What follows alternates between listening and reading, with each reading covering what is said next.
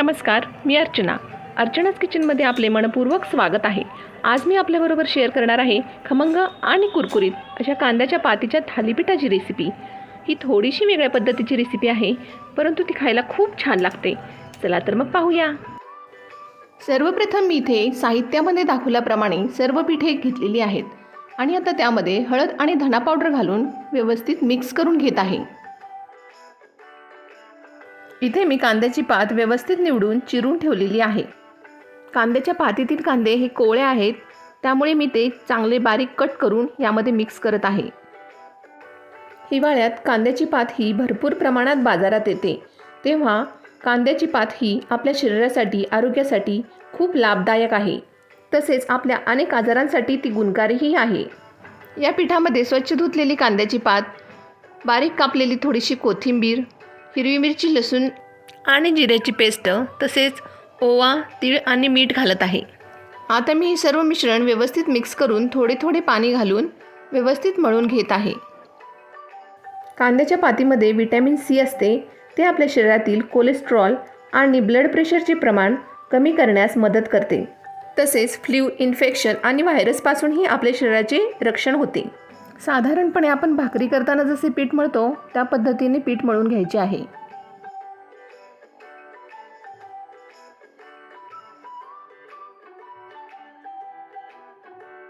आपण इथे पाहू शकता माझे पीठ हे व्यवस्थित मळून झालेले आहे. आता मी त्यामध्ये तेलाच्या पळीने 2 पळी तेल घालत आहे आणि व्यवस्थित मिक्स करून घेत आहे.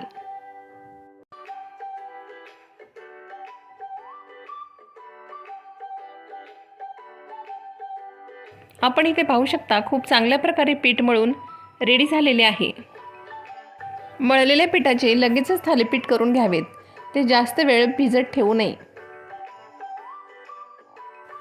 इथे मी थालीपीठ बनवण्यासाठी एक ताट, थोडेसे वाटीमध्ये पाणी आणि टेरिकॉटचे छोटेसे कापड घेतलेले आहे. कापड घेताना शक्यतो टेरिकॉटचे असावे, म्हणजे आपली थालीपीठे तव्यावर लवकर सुटतात. ते कापडाला चिटकून राहत नाहीत. आता मी थालीपीठ बनवण्यासाठी घेत आहे. त्यासाठी कापड ओले करून ताटावरती ठेवलेले आहे. इथे मी साधारणपणे एका चपातीला लागेल एवढा पिठाचा गोळा घेतलेला आहे आणि तो आता व्यवस्थित थोडे थोडे पाणी लावून थापून घेत आहे. इथे तुम्ही मीडियम किंवा पातळ ज्या आकारामध्ये तुम्हाला थालीपीठे हवी आहेत त्या आकारामध्ये तुम्ही बनवू शकता.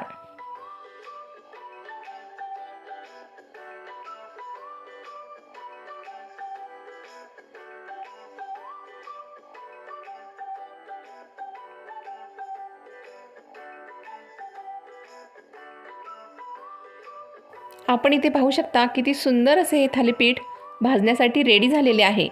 आणि आता मी त्याला छोटे छोटे 5 ते 6 होल करून घेत आहे. भाजताना यामध्ये तेल घालून खरपूस असे थालीपीठ भाजले तर थालीपीठाची टेस्ट खूप छान लागते. थालीपीठ बनवण्यासाठी मी गॅसवरती तवा ठेवलेला आहे. तो चांगल्या प्रकारे गरम झालेला आहे. त्यावरती आता सर्व साईडनी थोडेसे तेल घालून थालीपीठ त्यावरती भाजण्यासाठी घालत आहे. इथे कापडाची एक साईड व्यवस्थित पकडून तव्यावरती अलगद असे थालीपीठ टाकून व्यवस्थित कापड काढून घ्यायचे आहे. त्यानंतर सर्व साईडनी व्यवस्थित तेल घालून थालीपीठ हे खमंग भाजून घ्यायचे आहे. यामध्ये मध्ये मध्ये जे आपण होल केलेले आहेत त्यामध्येही थोडे थोडे तेल घालायचे आहे. त्यामुळे थालीपीठ हे सर्व साईडनी तसेच मधूनही खरपूस भाजले जातील.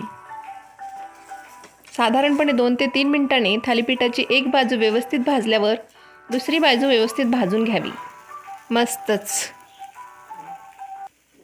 आपण इथे पाहू शकता खूप चांगल्या प्रकारे थालीपीठ हे भाजले जात आहे. त्याला कलरही खूप सुंदर आलेला आहे. इथे जर तुम्हाला तेलाऐवजी तूप आवडत असेल तर तूपही लावू शकता. अशा पद्धतीने खरपूस असे थालीपीठ मीडियम गॅसवर भाजून घ्यायचे आहेत.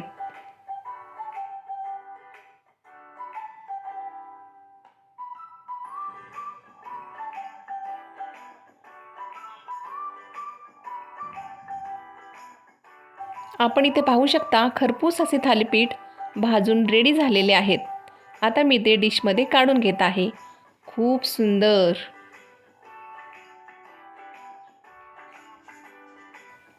आता मी थालीपीठ डिशमध्ये सर्व करीत आहे.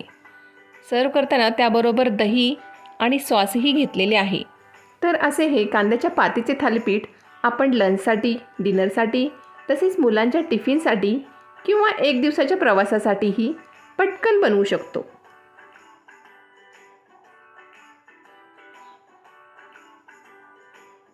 कशी वाटली आजची कांद्याच्या पातीच्या थालीपीठाची रेसिपी? आवडली असेल तर नक्की या व्हिडिओला लाईक करा, शेअर करा आणि या चॅनलला सबस्क्राईब करायला विसरू नका. भेटूया पुढे परत नवीन छान छान रेसिपी सोबत. तोपर्यंत आनंदित राहा, सुरक्षित राहा. धन्यवाद.